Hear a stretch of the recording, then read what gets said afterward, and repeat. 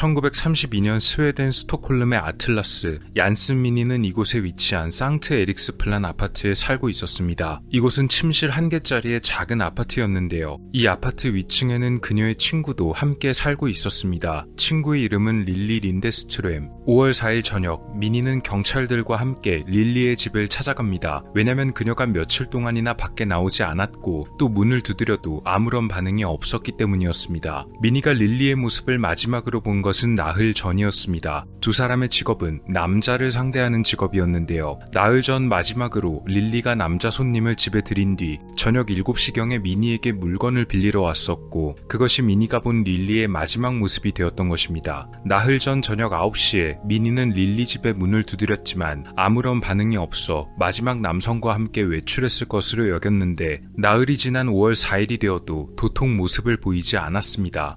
문을 두드려도 아무런 반응이 없는 것을 확인한 경찰은 결국 문을 강제로 열고 안으로 들어갔는데요. 그 안에서 이들이 본 것은 이미 숨져있는 릴리였습니다. 발견 당시 그녀는 침대 근처에 놓여있던 소파 의자에 엎어져 있었고 옷은 다른 의자에 전부 깔끔하게 정리되어 놓인 상태였습니다. 강력 사건이 벌어진 현장이라고는 보기가 어려울 정도로 아파트 내부가 상당히 깔끔하게 정리가 되어 있는 모습이었다네요. 릴리는 이미 숨진 지 사흘에서 나흘이 지난 듯 보였습니다. 그러니까 아마도 나흘 전 미니가 그녀의 방문을 두드렸을 때 그녀는 외출한 것이 아닌 이미 숨져 있었을 가능성이 높았습니다. 경찰의 부검 결과 릴리는 머리에 가해진 충격으로 인해 목숨을 잃었던 것으로 분석되었는데요. 그런데 이 사건 현장에는 기묘한 점이 하나 있었습니다. 경찰은 릴리의 시신 곁에 놓여있던 골판지 상자 안에서 작고 찌그러진 국자 하나를 발견할 수가 있었는데요. 이 국자에는 많은 양의 혈흔이 묻어 있었습니다. 그녀가 머리에 가해진 둔기의 충격으로 인해 숨지긴 했지만 아무리 봐도 이 국자가 사건에 사용된 것으로 보이진 않았습니다. 이 국자가 도대체 왜 현장에 놓여 있었는지가 의문이었는데 부검 결과 놀라운 사실이 하나 밝혀졌습니다. 바로 릴리의 몸 안에서 상당량의 혈액이 사라졌다는 소견이었는데요. 이 소견을 보고 곧 경찰은 국자의 용도를 추측할 수 있었습니다. 즉 범인이 사건을 저지르고 난 뒤에 무슨 이유에서인지 이 국자를 통해 릴리의 혈액을 가져갔던 것이었습니다. 국자가 사건에 사용된 무기가 아니었는데도 불구하고 많은 양의 혈흔이 묻어있던 점을 비롯해서 그녀의 체내에서 상당량의 혈액이 사라졌던 점을 미뤄봤을 때 아마도 이 국자는 경찰의 예상과도 같은 용도였을 것입니다. 피해자의 시신에서 혈액을 가져갔다는 이 기묘한 점으로 인해 이 사건은 곧 아틀라스의 뱀파이어 사건으로 알려집니다.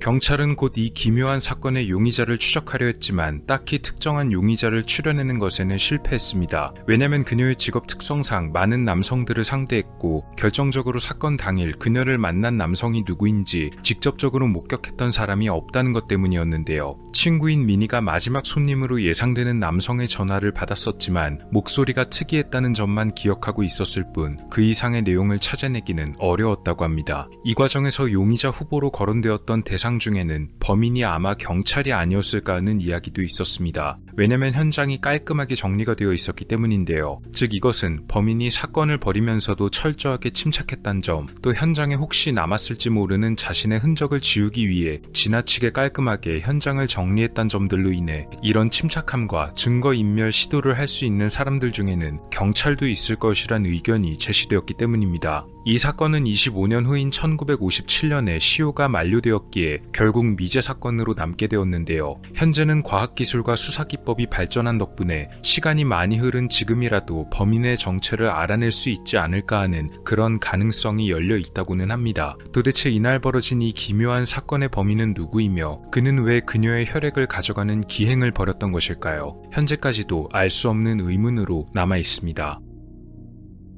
1974년 8월 27일 영국 노퍼크 경찰에 신고가 하나 접수됩니다. 신고 전화를 걸었던 것은 당시 19세였던 앤드류 헤드란 남성. 그는 트랙터 기사로 일하던 사람이었으며 산책을 하던 도중 지저분한 시트로 덮인 뭔가를 발견했습니다. 시트의 가장자리를 살짝 들어본 그는 아래에 깔려있던 것이 사람의 시신임을 알아보고 곧바로 경찰에 신고했던 것인데요. 신고를 받은 경찰이 출동해 사건 현장을 확인합니다. 시신의 상태가 좋지 않아 오랫동안 유기되었던 것으로 보였고 부검 결과 피해자는 8월 초에 숨졌던 것으로 추정되었습니다. 피해자 나이는 20대 초반에서 30대 중반의 여성으로 예상되었는데 있었는데요. 발견 당시 드레스 형태의 분홍색 잠옷만 입은 상태였고 또한 손과 다리는 밧줄로 묶여있는 모습이었습니다. 가장 기묘한 점은 또 하나가 있었는데요. 바로 시신의 머리가 사라진 상태였던 것입니다.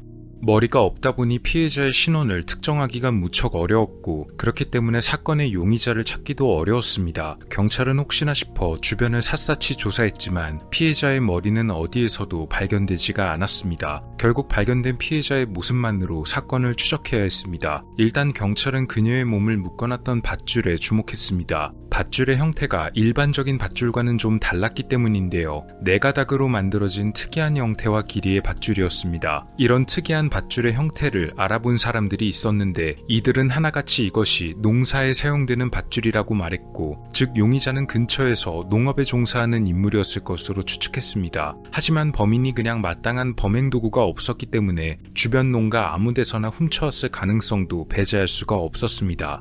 피해자의 부검 결과 여러 가지 사실을 알아낼 수 있었는데 마지막으로 섭취한 음식물이 해산물이었던 점을 봤을 때 해산물 등의 알러지가 없는 사람이었으며 또 특정한 미네랄 성분이 많이 검출되기도 했습니다. 이 미네랄 성분은 스코틀랜드 지역의 물에 많이 함유되어 있었고 이것은 아마도 그녀가 그런 물을 자주 섭취할 수 있던 사람, 어쩌면 스코틀랜드 지역에서 나고 자랐을 가능성을 시사했습니다. 또한 그녀의 골반 부분이 일반 여성들보다 더 넓다는 점이 있었는데 이것은 그녀가 살아생전 최소한 한 번 이상 출산 경험이 있는 여성임을 나타내는 것이었습니다. 또한 그녀는 오른손잡이였던 것으로도 밝혀졌는데요. 오른손잡이, 출산 경험, 스코틀랜드 출신, 해산물 알러지가 없는 사람 등 이런 여러 가지 점을 알아낼 수가 있었습니다. 경찰은 이런 점에 부합하는 실종자를 찾기 위해서 당시 영국 내의 실종자 명단과 피해자를 대조하고 조사했지만 안타깝게도 그 당시의 실종자 명단에 올라있던 사람들 중에는 사건의 피해자가 가졌던 특성과 일치하는 사람이 없었습니다. 조사는 1974년에 시작되어 1975년까지 지속되었는데 경찰은 이 과정에서 참고인으로 1만 명이 넘는 사람을 만났고 약 700건이 넘는 진술을 받아낼 수가 있었지만 끝내 피해자의 신원을 밝혀내는 것에는 실패하고 말았습니다. 시간이 아주 많이 흐른 2009년 이런 의견이 제시되었습니다. 바로 영국의 악명 높은 범죄자 피터 토빈. 피터는 수십 명의 피해자를 만들었던 범죄자였는데요. 그가 바로 이 사건과 깊은 연관이 있을지도 모른다는 것이었습니다. 왜냐면 그가 저질렀던 범죄의 여러 가지 수법이나 현장이 이 사건과 대단히 흡사한 점이 많았기 때문이었습니다. 첫 번째로 그는 피해자들의 시신을 유기할 때 천이나 시트 등을 사용해 시신을 덮은 뒤 유기했는데 이 사건 역시도 발견 당시 시트에 덮인 상태였던 점이 동일했습니다. 특히 사건에 사용된 것은 특정한 문구가 적힌 천이었는데요. 이것은 1962년에서 1968년 사이에만 생산되었으며 특정한 지역에서만 판매가 되었던 물건이었는데 공교롭게도 피터가 해당 기간에 그 지역에 살았던 적이 있었습니다. 두 번째로 피터의 범죄로 인해 희생당한 피해자들 중에는 다리나 팔 등이 묶인 채 발견된 피해자들이 있었는데 이 피해자들이 묶였던 방식이 이 사건의 여성 피해자가 묶인 것과 동일한 방식으로 묶여 있었다는 점이었습니다. 게다가 피터는 종종 피해자들의 시신을 훼손하기도 했는데 이건 역시도 사건과 무척이나 흡사했습니다. 하지만 나중에 경찰 조사 결과 피터는 이 사건과는 무관함이 밝혀져 결국 조사는 다시 한번 미궁에 빠지게 됩니다.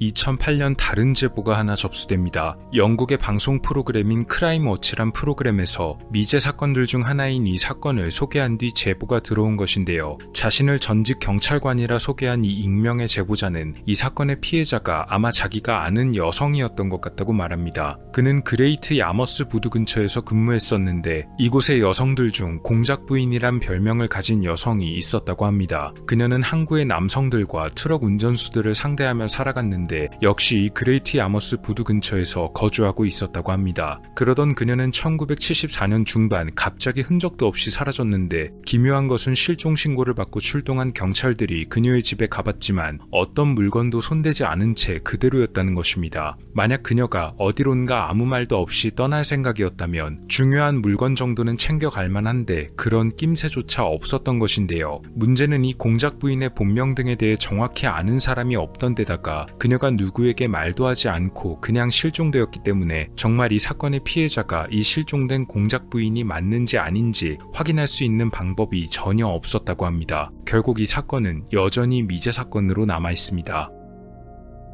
1984년 10월 25일 저녁 독일의 빌스도르프 이곳에 위치한 어느 술집에는 많은 사람들이 모여 있었습니다. 각자 주문한 걸 한 잔씩 마시며 떠들던 때 잠시 작은 소동이 하나 벌어졌는데요. 맥주 한 잔을 주문하고 기다리던 남성 한 명이 갑자기 쓰러진 것입니다. 아직 그가 주문한 술도 채 나오기 전이었기 때문에 술에 취해서 쓰러졌던 것은 아니었을 것입니다. 주변 사람들은 그가 의식을 잠깐 잃었던 것처럼 보인다고 말했는데요. 이날 쓰러진 이 남성의 이름은 귄터 스톨이었습니다. 귄터 스톨은 독일 베스트팔렌의 안츠하우젠 출신이었으며 식품 엔지니어로 일하던 사람이었습니다. 성실하고 주변에서 평판도 꽤 괜찮은 사람이었다고 하는데 그는 얼마 안 가 직장을 그만둬야만 했다고 합니다. 귄터에게는 원래 약한 편집증 증세가 좀 있었는데 치료하지 않은 채 오랜 시간이 지나자 이 증세가 악화되었고 결국 직장 생활에도 지장이 갈 지경이 되어서 일자리를 잃게 됩니다.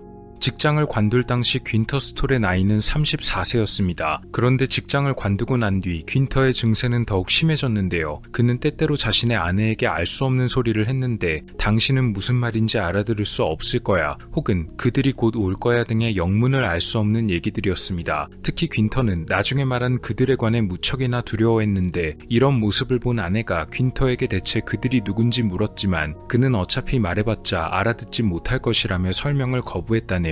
사건이 벌어진 것은 1984년 10월 25일이었습니다. 그날 저녁 11시경 아직 잠에 들지 않고 앉아있던 귄터는 갑자기 벌떡 일어나더니 그들이 온다며 혼잣말을 하고는 드디어 알아냈다고 소리치면서 종이와 펜을 찾았습니다. 그리고는 종이에 뭔가를 급하게 적어내려갔는데요. 아내의 증언에 따르면 요그체라는 글자였다고 합니다. 그러더니 그는 급하게 옷을 입고는 맥주 한 잔을 하고 오겠다며 밖으로 나가버렸습니다. 이것이 바로 이날 아내가 본 귄터의 마지막 모습이 되었습니다.